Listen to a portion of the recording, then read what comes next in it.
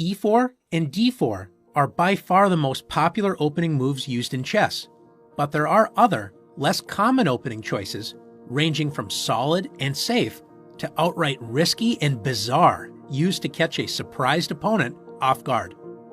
Let's take a look at these uncommon openings and learn how to deal with them when they are used against you. Of all the uncommon openings, the most popular is c4. This is known as the English opening.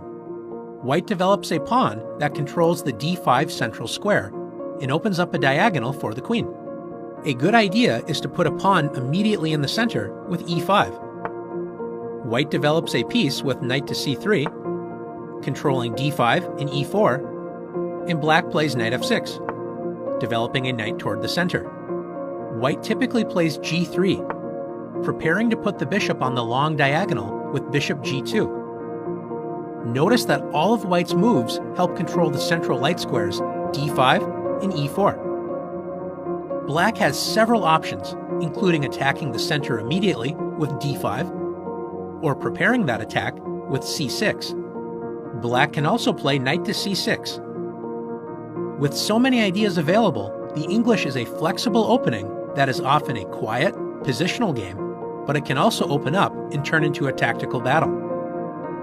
Another way to play against the English is by playing e6. Black is ready to strike in the center immediately with d5. And after knight to c3, d5, play often transposes into a queen's gambit declined after d4. The English is the most solid, offbeat opening when White does not open with e4 or d4. Now let's explore some other offbeat ideas. The next opening is a mirror opening to the English opening, after f4. This is known as the bird's opening.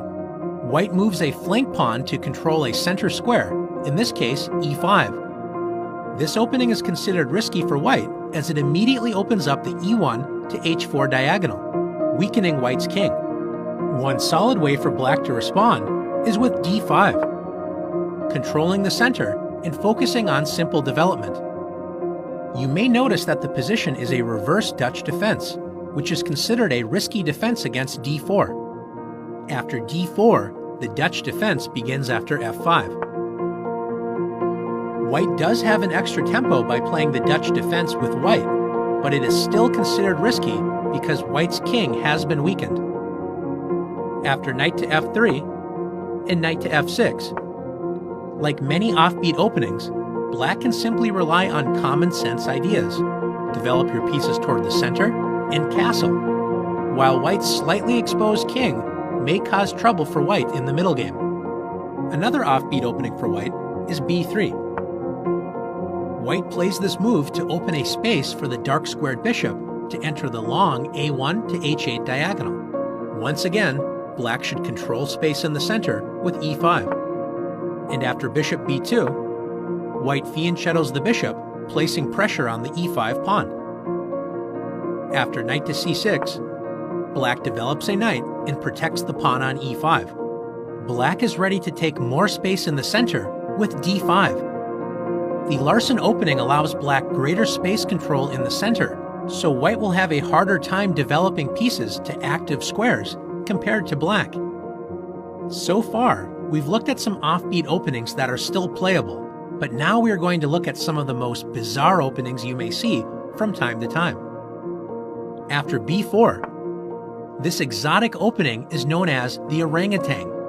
White is setting up a fianchetto on b2, just like the Larsen's opening, but is pushing the b-pawn 2 squares rather than 1. The drawback to this idea is that nothing is protecting the b4 pawn. Like most other uncommon openings, Black controls the center with e5, grabbing the center and opening up an attack on the unprotected b4 pawn.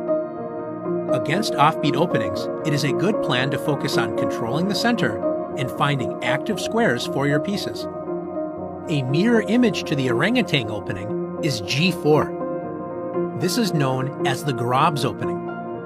Notice that it prepares to fianchetto the bishop to the g2 square, but it fails to put a pawn in the center while also weakening White's kingside. Imagine the White king trying to castle kingside in this game. Once again, Black should simply control the center with e5 or d5 and gain a good game by developing pieces toward the center. After e5, in bishop g2, Black should play d5. Black places 2 pawns in the center and opens up the light-squared bishop's attack on the g4 pawn. Let's take a look at one more uncommon opening. After a3, this opening is known as the Anderson's opening. This opening does not help with White's development, but it is at least not as harmful to White's position as the reckless Grob's opening. White basically wants to play with the black pieces with the extra move a3 thrown in.